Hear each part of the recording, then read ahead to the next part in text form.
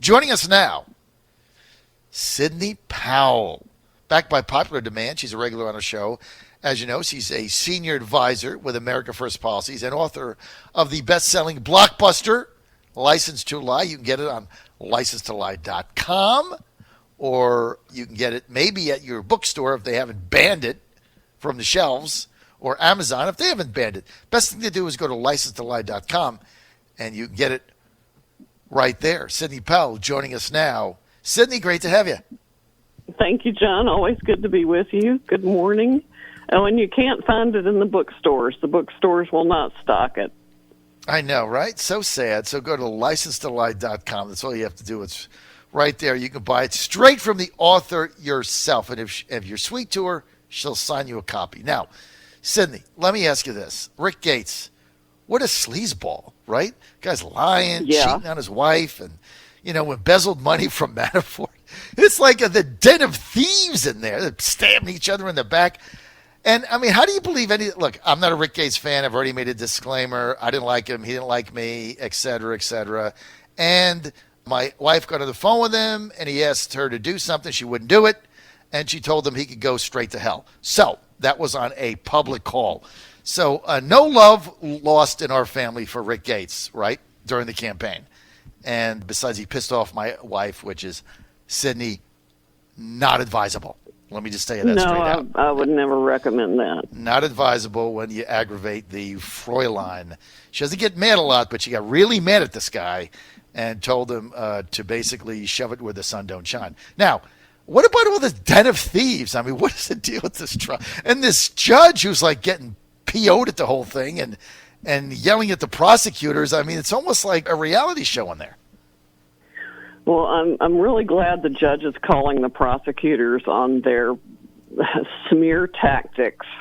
That's their standard operating procedure. They could make giving your mother a nice Christmas present sound like a crime. And he's one of the few judges that is calling them out on things like that.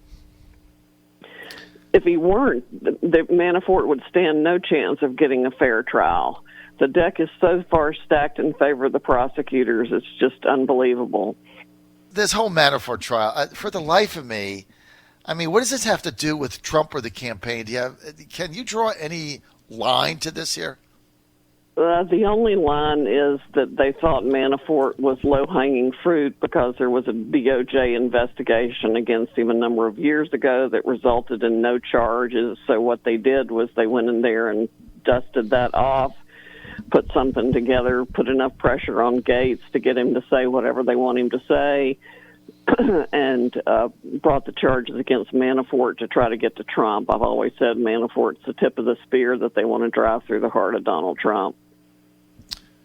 If they could turn him, if they could get him to say what they want him to say. Well, there's nothing for him to say because Trump didn't try to put together something against Trump. Well, he didn't do anything. So what is he going to say? Make up stuff? Well, that doesn't matter. Arthur Anderson didn't violate the law, and Andrew Weissman, the lead villain in my book, who's Mueller's pit bull and directing the case against Manafort, destroyed Arthur Anderson. And it didn't matter that 4 Merrill Lynch executives' conduct wasn't criminal. He sent them to prison for up to a year on an indictment that didn't state a federal offense while he hid the evidence that showed they were innocent. So being innocent doesn't matter to Mr. Weissman. The fact that there's no crime doesn't matter to Mr. Weissman. These people will do whatever it takes to convict people. Why? It's like a power trip, but this one is a political motivated situation. I think Mr. Mueller and his whole squad are actually the insurance policy that's talked about in the Page-Strzok text messages. I think the whole special counsel Russia investigation, the made-up collusion narrative, is the insurance policy, and Mueller's the key point of that. There's some evidence in the Strzok Page text messages that he was being informed through somebody else of the Clinton investigation, even though he was no longer in the government, and kept up to speed on that. And then there are references to RM in their text messages about the Russia thing. So I think he's been involved for a long time and kept up to speed on all of it, and probably anticipated and planned to be the special counsel if one was needed. Remember, Comey said that he gave his memos to the New York Times to trigger the appointment of a special counsel. Well, he had somebody in mind for that, Robert Mueller. So I think the skids were greased on this as part of the whole scheme. Sidney Powell, should Trump testify? Should the president testify? In front of, or sit down and talk with Mueller? Absolutely not. He's already sat down and talked with Mueller roughly 24 hours before, or 48 hours before Mueller was named special counsel. Trump interviewed him to head the FBI. And don't tell me when Mueller went in for that interview, he wasn't already knowing that he might very well be special counsel investigating the president. It was only the next day that Comey's memos were published in the New York Times. I mean, this thing just smacks of scheme and coup from its very inception. I've never seen such an orchestrated plot to destroy a president. Sidney, let and me just neither get is this anybody else. It's just absolutely beyond the pale. So the day after Mueller interviews with Trump at the urging of Rod Rosenstein to be FBI director, replacing James Comey, who Rosenstein recommended get fired, who the next day released the leaks to the New York Times the day after Mueller interviewed for FBI director with the president, and the president rejected him, and Rosenstein brought him in there. The next day, the stuff hits the Times by Comey, and then Rosenstein appoints Mueller the special prosecutor, but only a day after the president rejected Mueller for FBI director at the urging of Rod Rosenstein. Did I get that right? Yep. Roughly, yes. I mean, it's unbelievable. And why isn't this like headline news, CNN, front page, Washington Post? I mean, why isn't this big picture, you know, how they have the timeline of the arrows and all that? Why isn't all that on the front page? Well, you know, none of them are going to talk about it. They're part of it. They helped leak information. They helped create the narrative in the press and throughout the country. So when President's They're lawyer... all paid by Fusion GPS. You know, we haven't seen the list of all the people, all the reporters paid by Fusion GPS yet. I can't wait to see that. Where is it? Why hasn't that been released? When are they going to release that? I have no idea.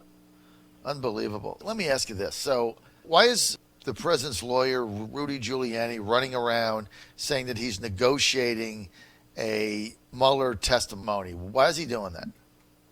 What's the purpose of that? That's hard to say. It would not have been the course of action I would have chosen, I don't believe. I mean, obviously the president has said he wanted to talk to Mueller for a long time. Obviously no lawyer, I've never heard a lawyer say that would be a good idea. It's obviously a trap. Just ask General Flynn or Mr. Papadopoulos or anybody else who's walked in there and been charged with a false statement. It happens to people all the time. They love to add those charges on. If they don't have anything else, they'll bring that charge alone. So no lawyer's going to say that's a good thing to do. I think Giuliani probably wants to make the public aware of the fact that the president's willing to talk for some reason. Maybe they think that's a better political strategy. Hard to say. I don't think you should testify. I agree with you. I'm not a lawyer like you are, but it just doesn't seem like any good is going to come of it. I mean, again, I just want to get back to the fact that Robert Mueller was appointed special prosecutor by Rod Rosenstein the day after Rosenstein brought him in to interview for FBI director. 2 days. 2 days. After. Days after Rosenstein sent a letter to the president to fire James Comey, and then Rosenstein makes Mueller the special counsel because Trump fired Comey, which is what Rosenstein recommended a week earlier. I mean, you can't make this up. No. If I were to make this up and do like a column on it, and I sent it to like a magazine, they would reject it and say you need to send this to the Onion. John Fredericks Yep. Radio Network. Unbelievable. Sidney, thanks for being with us. It's a very tight timeline. Hey, listen. Listeners, do me a favor right now. Go to license2lie.com, buy your book. Buy your book because it's really good. You're not going to be able to put it down. I'm telling you, you're going to pick it up. You're going to go, well, this is pretty good. You're going to read one chapter, and then you're going to be like canceling engagements to read the book. I'm telling you, got to read it.